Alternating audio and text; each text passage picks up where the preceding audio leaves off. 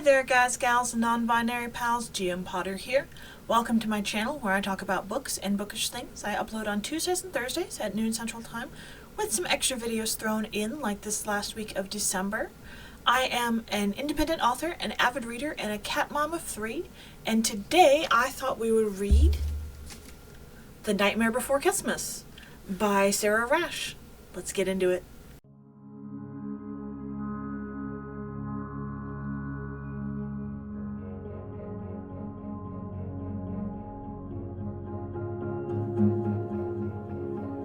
So first of all, can I get some love for this special edition that I got from, I believe it was Owl Crate. It has this beautiful cover, like dust jacket, and the dust jacket is reversible.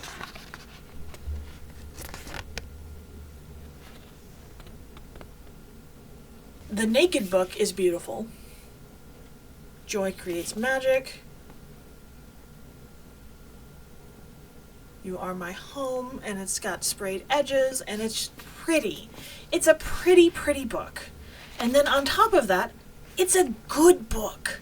Like, I wasn't expecting much. I got this in last year. I bought an Owl Crate mystery box that was like winter themed, and I got a bunch of like winter themed ephemera, and this was the book that came with it, and I got it in January. So I was like, I don't want to read a Christmas book in January. I think I'll save it till next year. And I am so glad that I decided to read it and not unhaul it, because this book very nearly got unhauled. And this one for me is a 5-star book. So let's jump in with the book blurb. Red, White, and Royal Blue meets The Nightmare Before Christmas in this sexy, quirky rom-com where the golden-haired Prince of Christmas falls for the totally off-limits Prince of Halloween, featuring ruby sprayed edges. That's on the regular paperback edition. Nicholas Cole Klaus used to love Christmas until his father, the reigning Santa, turned the holiday into a PR facade. Cole will do anything to escape the spectacle, including getting tangled in a drunken, supremely hot makeout session with a beautiful man behind a seedy bar one night. But the heir to Christmas is soon commanded to do his duty. He will marry his best friend Iris, the Easter princess, and his brother's not-so-secret crush, a situation that has disaster written all over it. Things go from bad to worse when a rival arrives to challenge Cole for the princess's hand. And Cole comes face to face with the mysterious behind-the-bar hottie, Hex, the Prince of Halloween. It's a fate competition between two holiday princes that can't keep their hands off each other over a marriage of convenience that neither one wants. And it all leads to one of the sweetest, sexiest, messiest, most delightfully unforgettable love stories of the year. So this book came out last year in October in 2024. It's 357 pages in paperback. It's about 370 pages in the hardback that I've got. And if you listen to it on audiobook, it's about 12 hours. This book is LGBT, it's holiday, it's got a bi protagonist, and it's just lovely. This book was so good. And they do mean Red, White, and Royal Blue meets Nightmare Before Christmas, because the setup for it is utterly ridiculous. Like, it's each holiday, like, it's...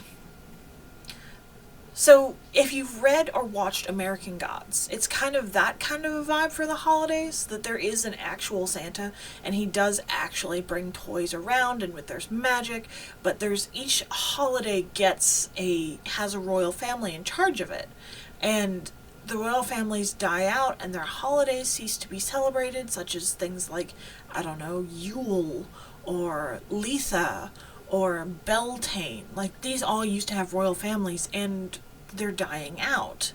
And the reigning Santa, Cole's father, wants to form an alliance between Easter and Christmas to bring joy around, because joy fuels magic. That all of the joy is essentially the midichlorians of the story, that it's a tangible, physical thing that is transported into the Christmas land, and they use the joy to make magic happen.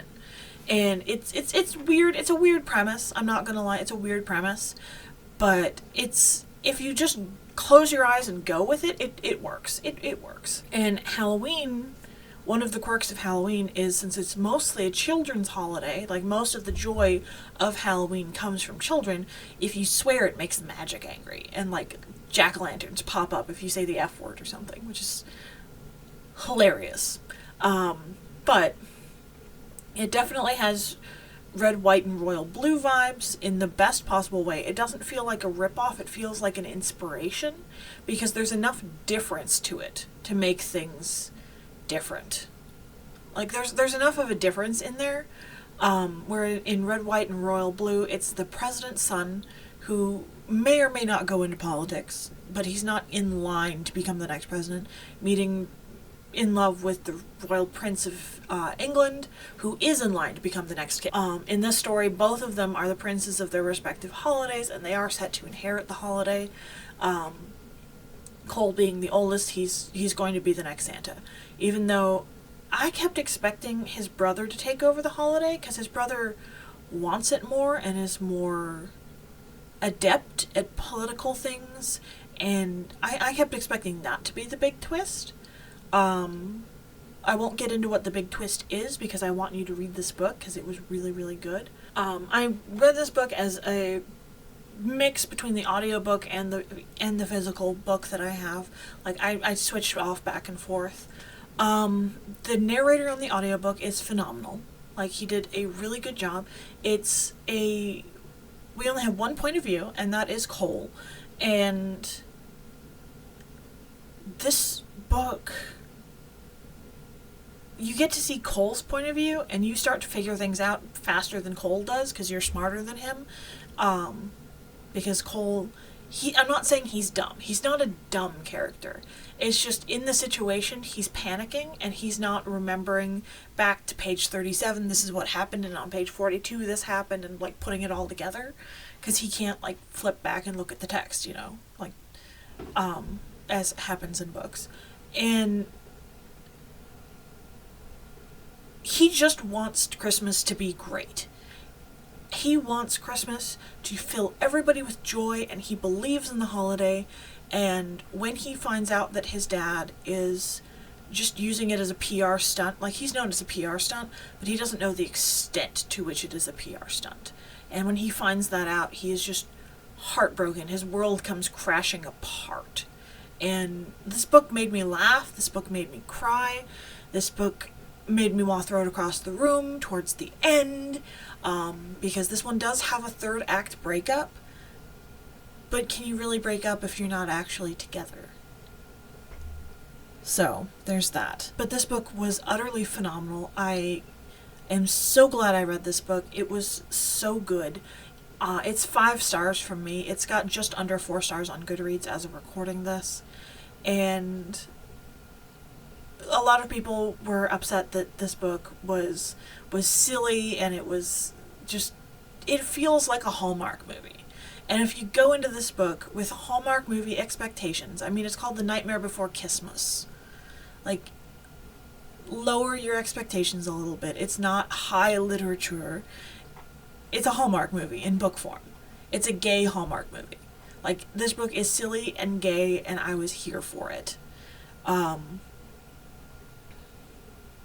But yeah, have you read The Nightmare Before Kissmas? I don't want to get into it too much, but if you enjoyed the rivalry of the entanglement of rival wizards, you will love this book. If you love this book, you'll love that book. I do have Go Luck Yourself. I'm going to be reviewing in March. That one is her St. Patrick's Day romance set in this universe, and I can't wait for it. Let me know what you thought of this book or of her other books. Am I in for a treat with Go Luck Yourself? Did you like them? Did you not like them? Are you one of the people that is like, oh no, this is too weird, too silly for me, I'm just not going to read it? Like, are you one of those? Let me know in the comments down below. Don't forget to like, share, and subscribe, and I'll see you in the next one. Bye.